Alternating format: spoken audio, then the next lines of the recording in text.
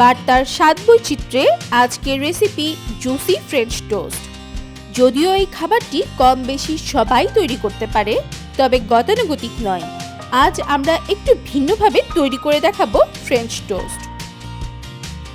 চলুন দেখা যাক।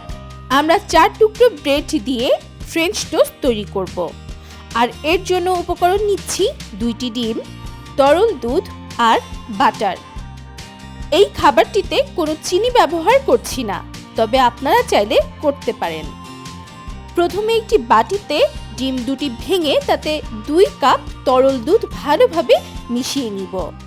আমরা এখানে প্রতিটি ডিমের জন্য 1 কাপ দুধ নিচ্ছি।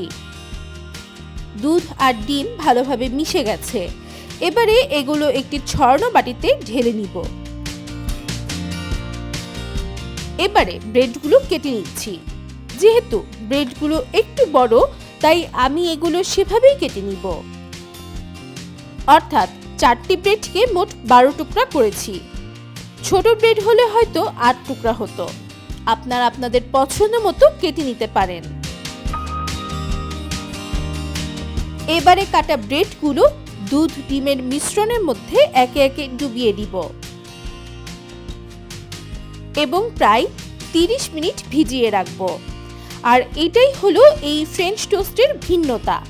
ভিজিয়ে রাখার ফলে খাবারটি খেতে খুব জুসি হয়, যা সাধারণ ফ্রেঞ্চ টোস্ট থেকে আলাদা।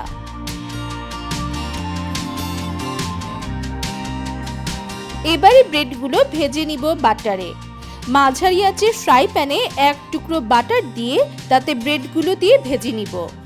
খুব আলতোভাবে করতে হবে কাজটি, কারণ ব্রেডগুলো খুবই নরম হয়ে আছে। ব্রেডগুলো উভয় পাশে বাদামি করে ভেজে নিয়েছি।